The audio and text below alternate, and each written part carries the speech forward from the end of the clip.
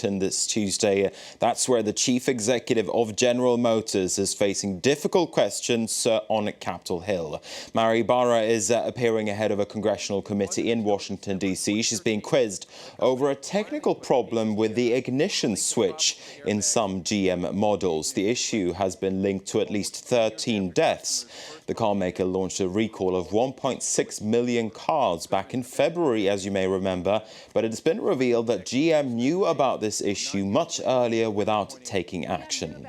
Ahead of Barra's testimony in Washington, families of the victims gathered in front of the U.S. Congress. They want to know why GM didn't take action sooner to recall the defective vehicles. They also want to know why the U.S. government didn't intervene. Let's listen in now to Mary Barra's message to them. Sitting here today, I cannot tell you why it took so long for a safety defect to be announced for this program, but I can tell you we will find out. While I cannot turn back the clock, as soon as I learned about the problem, we acted without hesitation. I would like this committee to know that all of our GM employees and I are determined to set a new standard. That's a few extracts there from Mary Barra's statement on Capitol Hill. And this is a story, of course, that we will keep watching, and we'll keep watching that testimony on Capitol Hill. We're going to move on now. Ukraine is facing higher gas bills. This as the Russian giant Gazprom has announced that it's hiking gas prices by more than 40% for Ukraine. That's likely to put further strain on the country's already battered finances, as Delano D'Souza explains. It's the latest blow to an economy already in crisis. The price of gas Ukraine imports from Russia's Gazprom has shot up by over 40%. State energy company Naftogaz will now have to pay $385.50 for 1,000 cubic meters of gas, up from the discounted price of $268.50. In December, Russia agreed to offer Ukraine a quarterly discount in gas exports, along with its financial bailout offer. With Ukraine's then-President Viktor Yanukovych now deposed and Crimea annexed to Russia, that discount is off the table.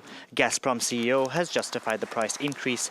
The company claims Ukraine owes it $1.7 billion in unpaid gas bills.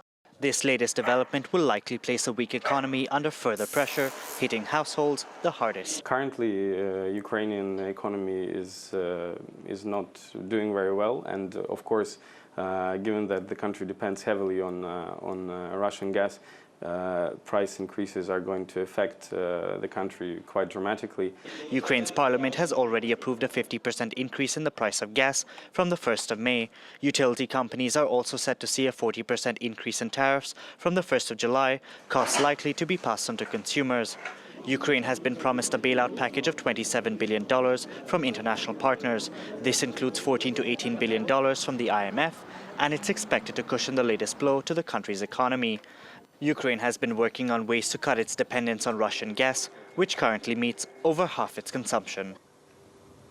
We're going to do some number crunching next. European stocks traded higher Tuesday after a string of reports on the state of the Eurozone's recovery. Let's talk you through some of those reports. Unemployment in the Eurozone held steady in February at 11.9%. The European Union Statistics Service says the rate has been stable since October last year, and it's marginally lower than in February 2013. But it highlights that hiring is not getting off the ground in a major fashion in the 18 countries that use the single currency.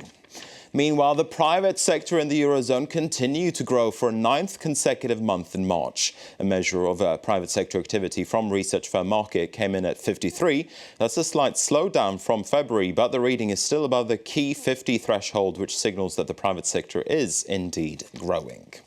Let's take a look then at the stock markets on the back of all of those figures. We saw the CAC 40 in Paris closing at its highest level since September 2008 on Tuesday. Car shares did particularly well here in France on the news of higher car sales in March. The London FTSE and the Frankfurt DAX also were in positive territory at the close. In the United States this hour, we're seeing stocks above the flat line as well above the flat line. When we talk about the Nasdaq, it is currently up 1.3%. A report shows that U.S. manufacturing grew at a quicker pace in March than in February, and that is helping out shares over on Wall Street. And with that, I'm going to say goodbye for now. I'll be back again in around about 1 hour's time with more headlines, plus all the latest from Washington, D.C. when it comes to that General Motors testimony ongoing there.